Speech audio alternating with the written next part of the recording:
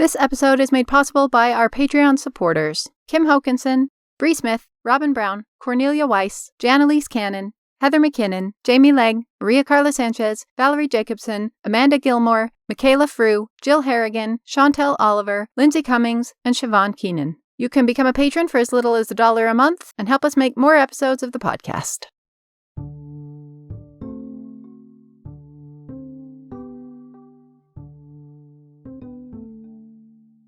Hi, Katie. Hi, Olivia. Come with me into one of the oldest and largest burial mound tombs in Japan. Oh! We are going to walk through these earthen walls because we're magical. Ooh! This is one of, if not the oldest, keyhole-shaped tomb in Japan. It has a sort of rectangular section on one end and then a round burial mound on the other end, like a keyhole. Okay. And in the center of the mound, there is a chamber about 21 feet long, about 8 feet wide. And it houses a wooden coffin, has vertical wooden beams and large round stones, and a bronze mirror. Ooh! This is going to be important. This tomb might be the tomb of the earliest named individual in Japanese history, Oh! Shaman Queen Himiko, Fascinating. even though it is officially the tomb of someone else. Ah! Okay, cool. Fun. We are headed back to 3rd century Japan Amazing. Wonderful. for another in your favorite genre of history. We know for sure that she existed. Yes! And that is almost all we know. Yay! Love it. And the reason we know for sure that Himiko existed is because the historians of the Chinese Saowei dynasty wrote about her. Cool. Thanks, China. Thanks, China, for, as always, writing everything down. Mm-hmm. The people of Japan at this time, the Yayoi people, How do you spell that? Yayoi. Okay. Yeah, I'm sure I'm saying it very wrong, and as always, Chineseifying any Asian language in my brain. They did not have a written language.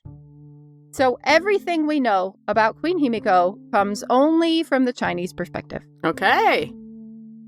We're used to this story sometimes. All we know about a woman is from an outside culture. Especially in the 3rd century. This one's going to go a little differently. Oh. So let's head back to 3rd century Japan Let's do. to see what we can find. I'm Olivia Mickle, And I'm Katie Nelson. and this is What's Her Name? Fascinating women you've never heard of. Now, when we are headed to a place without written records, obviously our best guide is going to be an anthropologist, Yes! Wonderful. and luckily, we have anthropologist Laura Miller on board. She is an endowed professor of Japanese studies at the University of Missouri St. Louis, and the author of a whole bunch of incredibly fascinating work on women in Japanese history and culture, and on Queen Himiko in particular. I have had such a fun month diving down this incredible rabbit hole. My name is Laura Miller, and I'm a Japan specialist. I'm a professor and scholar of Japan. And my most recent book is on women and religion, entitled Occult Hunting and Supernatural Play in Japan. And this was published last year by the University of Hawaii Press. So, the first thing you need to know about Himiko is that her name was almost definitely not Himiko. Okay. She lived in a period of Japanese history when there was no writing system. We don't even know much about the language spoken by the Yayoi people of Japan at that time. And so we don't really know the pronunciation of her name. But based on what historical linguists of Japan think, it most likely was not Himiko. The consensus is that Himiko was a royal princess, and her name is very long, Yamato Totohi Momo Sohime no Mikoto. I use Himiko because that's the one that most people in Japan use today. When I was an undergraduate student, I didn't learn hardly anything about Himiko. I don't recall any images of her or descriptions of her in books or courses. All of my professors of history at that time were men, and they were not interested in ancient history very much. All they wanted to talk about was samurai and Zen, it seemed. So I knew about this figure of Himiko, but not very much. So for me, it was really wonderful to rediscover Himiko in recent decades. I found her image and her person everywhere after a little before 2010. She changed from being a kind of marginal person in history to a really popular persona and a media character in today's Japan. Suddenly, Himiko was all over the place.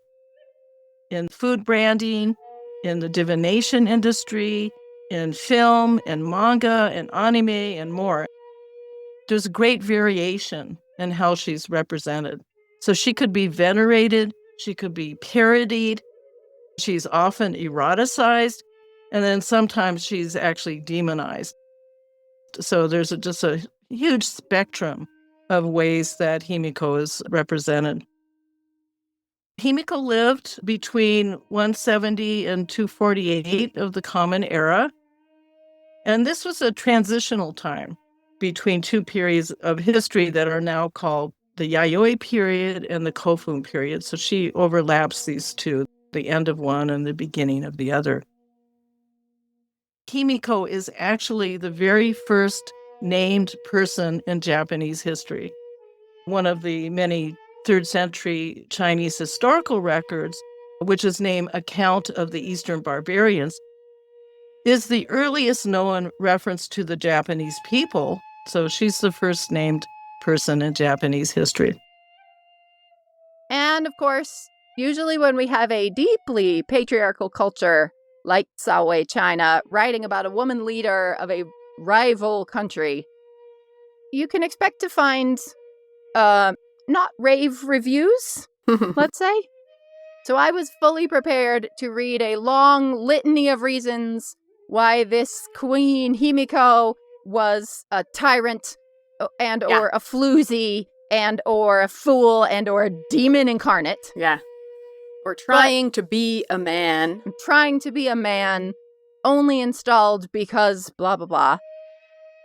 But the way we're apparently big fans of Himiko. As the record begins, herein we address Himiko, Queen of Wa, whom we now officially call a friend of Wei. So they're officially stating her as a friend of the Chinese kingdom. There's been centuries then of speculation about Himiko and her political polity based on this description. The Chinese historians did a sort of ethnographic profile of the Yayoi people during her reign. They're surprisingly detailed and fascinating. The writers call the Japanese people the Wa people, and they lived in a place called Yamatai or Yamatai Koku. And they also provide some ethnographic descriptions of the Wa people, and some of the noteworthy ones are they were law-abiding, they really liked to drink alcohol, they had rice agriculture, which for the Chinese was a marker of being civilized.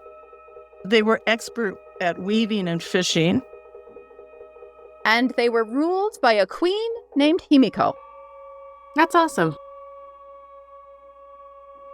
As the record begins, for almost 70 years, the country of Wa was in a state of great confusion, war, and conflict raging on all sides. For a number of years, there was no ruler. Then a woman named Himiko appeared, and they placed her on the throne. So that's a fascinating... She appeared. Yes. And they placed her on the throne. And they placed her. Yep. They're like, there she is. Get on this throne. Seems to indicate some sort of democratic-ish process. The people chose Himiko. Yeah. She didn't take over. She didn't attack. She was placed on the throne. Yeah. Or some kind of religious sign or event that convinced the people to, oh, here she is. The gods have just given her to us. Also fairly likely, since she is a shaman queen. Oh, yeah. Oh, cool. But Himiko was the chief, let's say, over more than 100 chiefdoms. So these are sort of semi-independent chiefdoms that have been at war for 70 years. Himiko ascends the throne as probably an 18-year-old, is chosen as the chief in charge of all of the chiefs. Okay. And ruled in, apparently, peace, security, and economic prosperity for 60 years. I think many scholars today really do accept the Chinese version, which states that she was selected to be the ruler in order to end civil strife between warring chiefdoms of the time. Bit more from the 25 histories, the Chinese history here. Remaining unmarried, Himiko occupied herself with magic and sorcery. Okay. She kept 1,000 female attendants. Wow. There was only one man who was in charge of her wardrobe and meals. Ha! She resided in a palace surrounded by towers. That's fun. So this is pretty fascinating and fabulous here. We have 1,000 female attendants on the sorceress queen. The only man is in charge of fashion. Yes, and he's in charge of her clothes and her food. Fascinating. She was what anthropologists would call a shaman today. So a shaman is a religious figure who mediates between living people and the supernatural world, supernatural beings and forces. So she was a ritual specialist, and she used a form of magic that was described by the Chinese ethnohistorians as way of the demons. Never heard of it. In English, this sounds vaguely derogatory or like Dark magic or something. If you tell someone they're a practitioner in the way of the demons, that's not a positive. That's not the implication in Chinese. This is probably, you can't even say the word death around children in China because saying the word is inviting evil spirits to kill your children. And in fact, many people won't even say the number 4 because it sounds close to the word for death. Oh, right? Interesting. In China, there's no 4th floor on buildings. Number 4 is taboo. Dangerous because it sounds kind of like the word for death. So this makes sense, actually. The way of the demons is probably actually kind of softening the description of talking to dead people rather than trying to make it more scary. It's just a kind of flowery way to say supernatural communication. So she is a master of the way of demons. She is mediating between living people and the supernatural world and uses magic to protect the kingdom. And this is also a kind of common pattern in Asian history, right? That women, especially who hold power, are often regarded as having supernatural powers. Yeah. Seongdeok, of course, Queen Seongdeok of Korea, she is using her connection to the supernatural world to protect and aid her kingdom. And it's one of the qualifications for ruling. And that's definitely the case here. It is her shamanistic powers that seem to be the most important thing in helping her ensure this decades-long era of peace and prosperity. Mhm. As I guess is the case with most ancient rulers. Yeah. Yes. And it does seem to be the case that these shamanistic powers in this early Japan are strongly associated with women. Men are not generally shamans, and male rulers do not have access to this added supernatural level of power, influence, protection. But female rulers are very common at this time, and they are not all or only shamans. Archaeologists are finding lots of female rulers buried in the chieftain burial mounds. Oh, fun. And evidence of women who are shaman chieftains. So it seems to be that mostly only women get to be shamans, but you don't have to be a shaman to be a woman in power. Okay.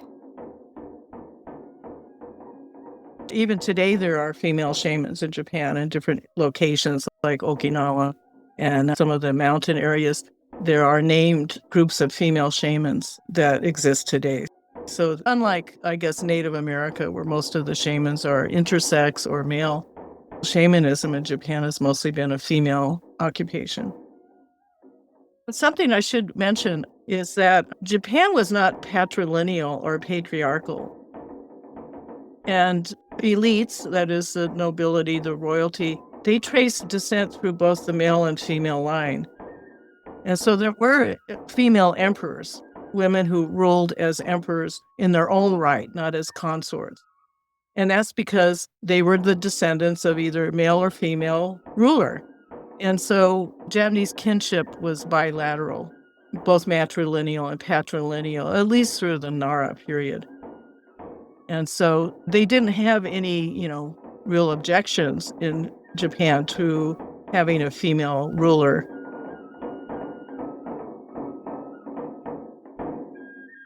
So again, Himiko lived in this 3rd century period, and Japanese didn't have writing till at least the 6th century. So that's why there's so little actual written history.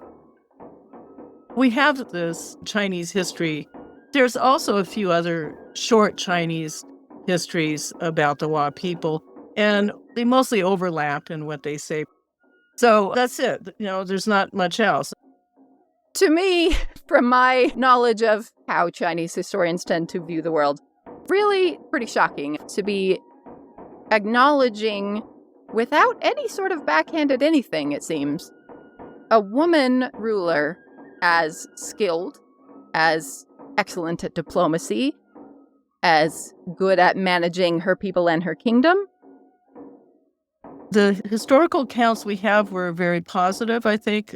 The Chinese historians were very positive about the Wa people generally and impressed by them, by their skills. Another very important detail we learn from these Chinese histories is that as a show of respect to Queen Himiko, the Wei dynasty gave a gift of 100 bronze mirrors to Queen Himiko. Okay. Just like the bronze mirror found in the burial mound. Yes. And these mirrors are important later when we try to track down where was Himiko's palace or her domain. Chinese history recorded that she brought stability to these warring chieftains for a long time. And when she died, a male chieftain succeeded her, and then the civil war started again. And so they very quickly replace him with Himiko's niece, who is also a shaman, and peace returns. Yay! So it seems that probably the stability of a female shaman who represented this kind of supernatural power and links to the supernatural had a calming influence more than these chieftains did at the time. So this, to me, is a really fun sort of upside down of a pattern that we have seen often in this podcast throughout history that we've talked about, that so many patriarchal cultures only hand power to a woman when they are teetering on the brink of disaster and there are absolutely no men left to give the power to. They will hand it to a woman and then promptly blame that woman for the disaster when it inevitably happens. Yeah. And then use it as a cautionary tale to prove why you should never let women take power. Mm-hmm. And here we have a case where it seems to be the opposite of that they, after so many years of civil war and chaos, the people realize, okay, this is nonsense. We have to put a woman in power to fix this. And it works. And then after decades of that woman ruling, when a man takes power, they almost immediately replace him with the narrative, and that is why you should never let men have power. Yeah. So that's kind of fun. Yeah.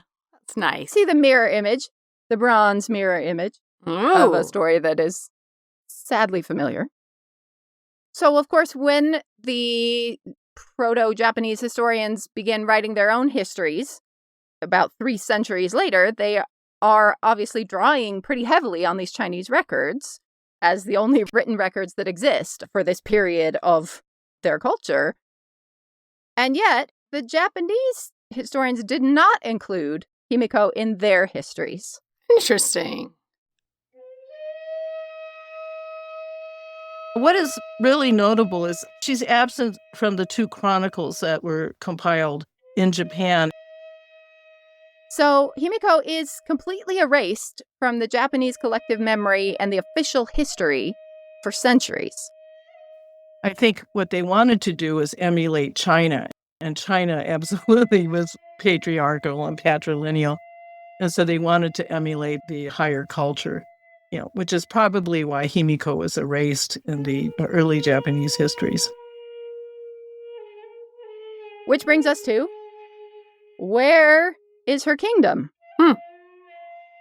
For a long time, no idea. Somewhere in Japan, but the Chinese records give no indication of where this Queen Himiko was located. And Laura Miller and most anthropologists these days believe that Himiko's kingdom was actually in Sakurai, in the Nara prefecture. Nara was a medieval capital in the 8th century. Foreign tourists now, of course, all think of Kyoto as the oldie Japanese town to visit. But Nara was as important and as powerful as Kyoto. And there are a lot of pretty clear hints that this was probably where Himiko had her palace. So where was Yamatai or Yamatai Koku? And this has been a debate over centuries among scholars. We do have in the Chinese records a description of her tomb, which helps narrow things down a bit. Oh. It is described as a keyhole-shaped large earthen mound. Oh, interesting. Of course, now we're in a position where we have decades of post-war archaeological discoveries and research to call on. And so now we have a pretty good consensus that the location of Himiko's home or domain was in present-day Sakurai City in Nara Prefecture. And I definitely am in this camp. I think that Sakurai is where we find Himiko. There's different reasons to support this claim, and I'll just mention a few. One, it is the place where we have the earliest large keyhole-shaped earthen mounded tomb. Actually, there's hundreds in Nara, and the earliest of all of these tombs are in Nara. So these mounds, these earthen mounds, are called kofun, and they are a key trait of the Yamato state. And among all the kofun in Nara, the main contender for being Himiko's tomb is called Hashihaka kofun. So one kofun excavated in the Nara area is called Kurozuka kofun. And in that one, they discovered 33 of these Chinese bronze mirrors. And these mirrors date exactly to the period that Himiko lived. And since then, there's been other locations in Nara where they, of course, have discovered these bronze mirrors. And then more recently, there's been some exciting excavations at the Makimuku ruins, which is adjacent to Hashihaka Kofun, the tomb of Himiko. And every year it seems they're finding new things that point to that having been a palace site. So we have some good archaeology and some good indicators where Himiko was from.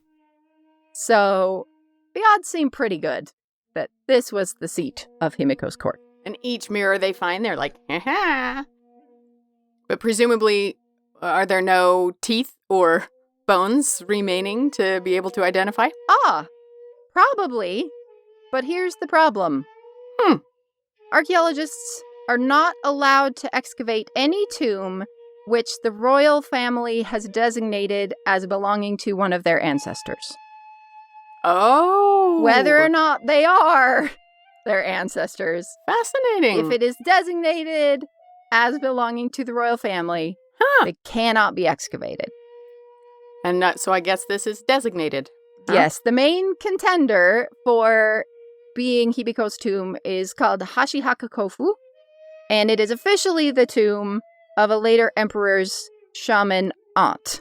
Oh, so wow. They are not allowed to investigate or excavate the tomb at all. Fascinating. We can find clues and hints around it. Okay. There are hundreds of kofu that are off limits for the same reason, but there's also thousands of kofu that can be excavated, and hundreds have been excavated. One of the theories in Bronze Age mirrors in Europe is that those bronze mirrors are associated with, like, divining, and it's not about vanity. Oh. Like, we see them and we think, oh, this is a woman's grave. It's about vanity, but now there's a pretty strong argument that the mirrors are not used to view yourself and make yourself beautiful. It's a link to the other world to do with some kind of, not full-on sorcery, but some kind of connection to the other world. Oh, well, that would absolutely make sense. Yeah. Mirrors in early China are also used for astronomy, science, things like that. So that makes sense that it's more of an acknowledgement of her power and a scientific or useful gift. Yeah. Instead of, she's a girl, let's give her mirrors. Yeah. I bet the ancients would be very surprised that in the modern era we directly associate mirror with vanity. They would have been like, what? Thanks, Victorians. As always, blame the Victorians. So I want to briefly mention a few of the ways Himiko's image and her story have become part of current culture. And in particular, the divination industry today and forms of local tourism or civic boosterism. But I would say that some of the representations in the modern period, since the war at least, have not been very positive. And one of the negative representations was by the very famous manga artist Tezuka Osamu. And he put together an anthology of manga that depicted Japan's origins. And so there's one volume that depicts Himiko, and he represented her as a kind of a horrible, vain dictator who was narcissistic and worried about her aging and so on. So he gave a very negative picture of her. And some films of her have been negative. It seems that, the content creator just can't imagine a woman with any kind of authority in this position. Or the content creators feel that they need to represent her as some kind of ditzy teenager, airhead teenager or something, or extremely eroticized. So she's using her erotic power to rule. And so they can't imagine that she actually had these diplomatic skills, that she was a religious specialist, so had that kind of authority. And so those aspects are not always highlighted in popular culture. But it is in some popular culture. So like I said, there's a huge spectrum of representation. Himiko is big business. She is used to sell food products, beauty products, alcohols, all kinds of consumer goods. She's used for noodles, for sake, specialty food items. So Nara localities like using Himiko for these reasons. She's a resource for regional groups to use as a symbol of local identity and historical authenticity. Civic groups in the Nara region realized that they were competing with Kyoto, which is one of the oldest imperial capitals. The oldest capitals are in Nara, but since Kyoto was so successful in marketing themselves to tourists as the ancient capital, people in Nara trying to reclaim that. And so they're calling on their ancient capitals and their ancient history to take tourism away from Kyoto to Nara. And so Himiko is a good hook for that. Himiko is a good way to do that. So, for example, a cute version of Himiko is the mascot, the official mascot for the city of Sakurai. And she's named Himiko-chan, and she's very cute. Another method to sort of celebrate regional roots is to sponsor Queen Himiko contests. They're not quite beauty pageants, but appearance is definitely part of it. Every year, a young woman is selected as the Queen Himiko. She will make public appearances and perform public works as Himiko, dressed as Himiko. And then she would go around and do various civic duties. I found at least 3 Queen Himiko contests in Japan. One actually is in Kyushu, not in Nara, but there are 2 in the Kansai region of Japan where Nara is. The first one is in a town called Yamato Koriyama, and they started that one in 1982, so it's been around for a while. But I did find that after the archaeology discoveries in Makimuku, next to Hashiaka Kofun, they're kind of downplaying the Himiko contest these days and not claiming that Yamato Koriyama is actually the hometown of Himiko, although they still have a Queen Himiko themselves. And there was another new one that was set up in 2011 in a town called Moriyama. So it's interesting that, having Queen Himiko contests is another really great way to kind of celebrate the true ancient capitals and places of Japan. Yeah. So here we have the rodeo queen who is elected every year and then goes out in her rodeo garb the year round to do ceremonial things. And they're hearkening back to Himiko, and she dresses like Himiko. Yeah, it Love feels it. similar to, we had the rodeo queen, but she was the Dale Evans. It's the Dale Evans of the year contest. Oh, yeah. Yeah. Fascinating. I like that. It's in the exact same way as sort of like annually reaffirming, here's what our culture is. Here's what our heritage is to be celebrated. And here's the ceremonial woman to make things fancy and special this year. Mm-hmm. Yes. Cool. And for the women involved, it's a public service, right? It's probably a good line on your resume, but also largely motivated by, it's really fun to dress up in costumes. Which, as of course, someone whose most of my professional decisions have been motivated by what is the likelihood I will get to wear a costume in this role, I fully endorse this choice. But of course, the question is, what do you dress like? How do you dress as Queen Himiko? Yeah. What did Himiko look like? Because there are so many popular culture representations. This is a worthwhile question. So as a late Yayoi queen who's ushering in the new Kofun cultural period, she probably wore continental-inspired clothing. And this would include something like a robe that's called a kosore. And over that, she would be wearing a vest-like garment. She'd also be wearing a skirt, a sash, and a belt that would be made out of these beautiful woven patterns that are very famous. So we have a good idea of what she may have looked like. One line of evidence for looking into this question are the tomb figurines that have been excavated around the perimeter of Kofun. These are figurines that depict humans and animals and sometimes houses.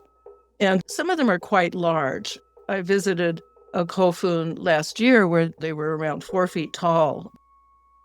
So among the humans depicted in these haniwa, they're called haniwa figurines, are many of female shamans. And so we can see exactly what they wore, what their hairstyle was.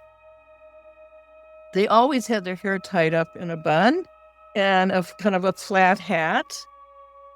They wore clothing which was clearly, decorative textiles with sashes and, all of the things that we've also excavated from different archaeological sites. And so using the haniwa and the excavated textiles, costume historians have done a pretty good job of doing different reconstructions of Himiko's appearance. Also of interest from both the Chinese histories that I mentioned and the haniwa figures, we know that female shamans, and presumably Himiko as well, had either facial tattoos or had face paint. So that's an interesting detail. So the Himiko costumes are shifting as that new information comes in. People aren't so worried about the history at this point. It's just they like to celebrate Himiko and her connection to the region.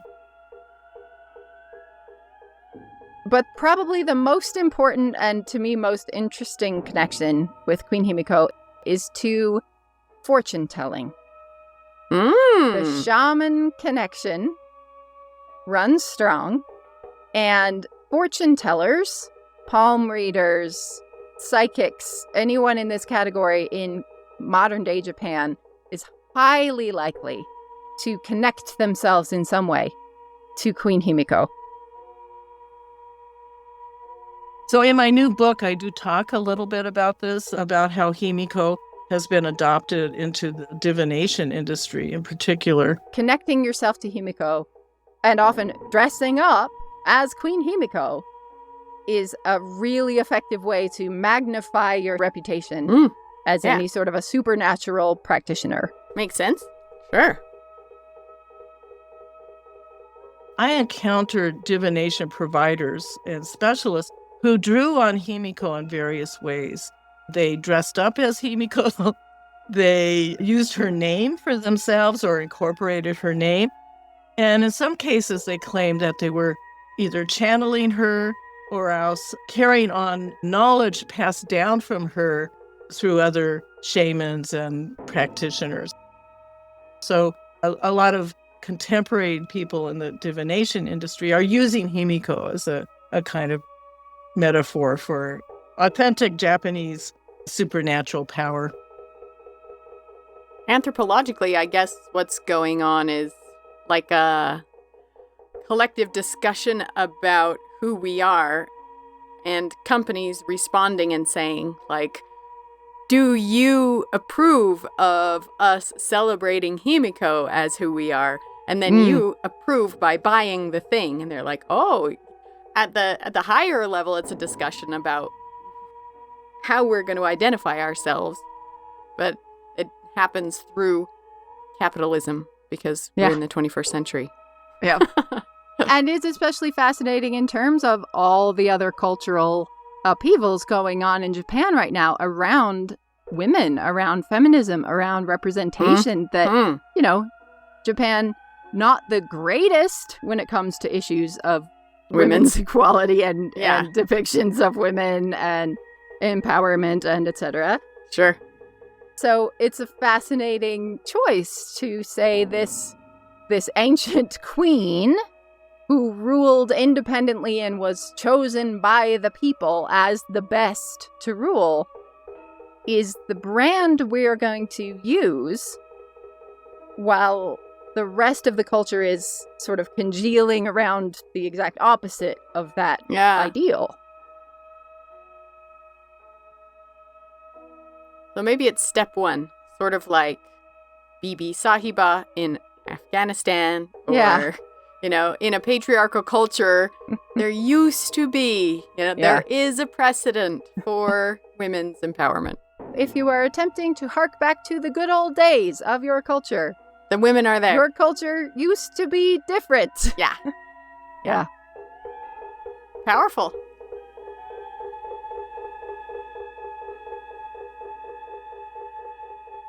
It's glorious to me that the first person ever mentioned in Japanese history is now selling noodles and opening car dealerships and I wonder what she would think helping of it. market fortune tellers. Yeah. To have such a cultural renaissance, but then be made relevant to the modern culture. And in so many different ways, right? I mean, it reminds me of, in one of our really early episodes, I think we had a conversation about, would you rather be forgotten or remembered incorrectly? And you of course want to be forgotten. You always want to be forgotten. But this feels fun to me. I mean, I'm sure it's very annoying to have her story so wildly misrepresented in some really, really misogynist manga. But also to have teenage girls dressing up as her and opening car dealerships. Yeah. I think that's wonderful. I really wouldn't mind if 1700 years in the future they revive me to do whatever it is they do in the future. You know, who knows what it would be. Maybe I'll be like the symbolic driver of a spaceship or something. Who knows? I wouldn't mind at all. I hope to be mangled and reused in all kinds of future concepts that I don't even know exist. What a way to be immortal. This is pretty awesome. Yeah. And for someone who we have about 6 lines of information about, to be now a nearly ubiquitous figure in Japanese pop culture, that's pretty incredible. I suppose that's the perfect kind of historical figures, the ones that we know just enough about. Then we can claim them for whatever we need in the moment. Just enough to make a really fabulous costume. Yes.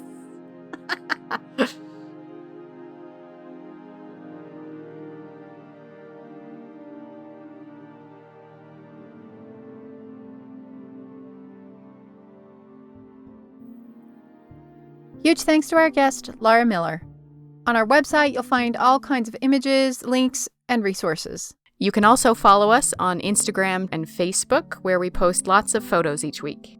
Music for this episode was provided by Sotetsu Tanabe, Shigeo Fujino, Yasuda Shinpu, Gordon Inoue, and Nexus. Our theme song was composed and performed by Daniel Foster Smith. Our intern is Katie Boucher. What's Her Name is produced by Olivia Mickle and Katie Nelson, and this episode was edited by Olivia Mickle.